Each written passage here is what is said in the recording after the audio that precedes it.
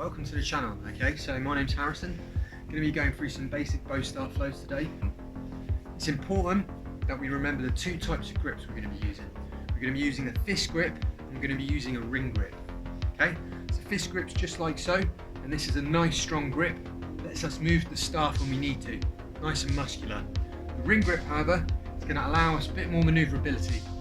We're going to allow us to swing through our fingers and everything like that. And you're going to be switching between the two and adjusting your sensitivity on the fly in order to adapt to the circumstances. So when you feel you're comfortable with that concept, okay, we're going to start with the real basics. The first flow is just going to be a simple figure of 8. Okay, as you're doing the figure of 8, you're going to be swapping between the two grips. Fist grip here, ring grip here. Fist grip, ring grip. And a good way to think about it is if I put my thumb along parallel to the staff, I'm drawing my thumb in a shape over the top. Now as it's coming back around, switch to a ring grip and let the staff fall through. Just like so. Now when I say using the staff as part of yourself, part of your body, always think of it as such. I'm always borrowing the staff's energy and the staff is borrowing mine. I'm not forcing anything, it's all happening very naturally and fluidly. Right, once you think you've got the figure of 8 down, let's move on to flow pattern number 2. So flow pattern number 2, we're going to start with the ring grip. We're going to be starting at this point, just perpendicular to myself, letting the top half swing through, come around like that, as it comes around behind my back. I'll demonstrate that again a couple of times, just to let you guys get used to it. There we go. Nice and smooth. And then speed it up, put more of the body into it. Like so.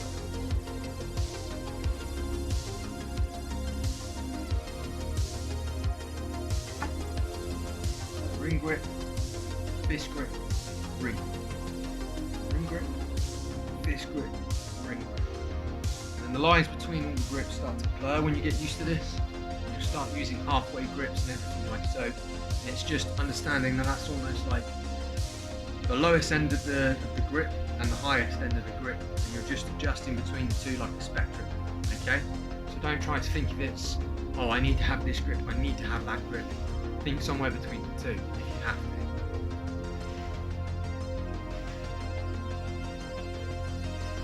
So there you go, just a couple of motions. This is a really good one, shoulder mobility. If you keep the arm dead straight, or as straight as possible, really feel it loosen up the shoulders. So this next one's a little bit more complicated. So what we've been doing is always working in sort of plane like so in front of us. So these ones have always been on the horizontal plane, or the vertical plane. As you can see, the staff is always moving on this plane dimension, whether it's in front of me or behind me. It's always on the vertical plane. Now what we're going to be doing for this one is we're going to be putting it on the horizontal plane. So to do this one, I'll start with the staff out nice and low like this, up and around, ring grip, catch it again with my own hands. As it's coming around behind my back, just pass it like so. Real simple. Yeah, we'll keep it like that for now. So.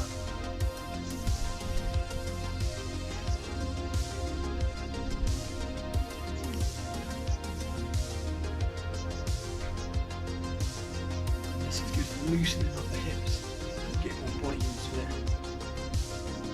And then if you want to make it a bit more complicated, rather than passing horizontally like that, pass it vertically like that. Now, as you can see, that's coming right with my head. So I need to dip my head down in order to keep it on the horizontal plane. So as it comes around, dip my head down, and there you go. Ooh, and that just gives us a little clock yourself in the head, a little extra rotation. The thing is, we just learned the behind the back pass, what we're doing. Linking the front facing parts, so just a simple helicopter spin like we were doing, but on the vertical plane in front of us, and then it's going to come behind our back, hand over, whip behind, there you go. whip, behind, whip, behind, and then you can go the other way. So if I just spin it the other way, oh, there we go. You can add extra passes in here if you want. You've got 1 pass, 2 pass, 3 pass, 4. 1 pass, 2 pass, 3 pass, 4. 1 pass, 2 pass, 3 pass. Or I can do it 3. 1, 2. See? 1,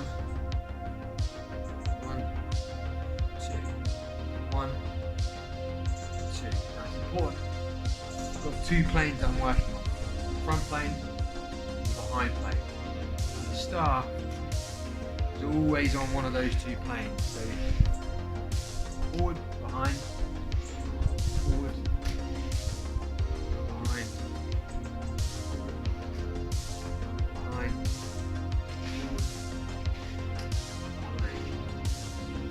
Remember the switch in between the grips to help it rotate. So it's that fist grip into a ring grip and a catch. Fist grip into a ring grip, catch and a fist grip. And then I can spin it around again.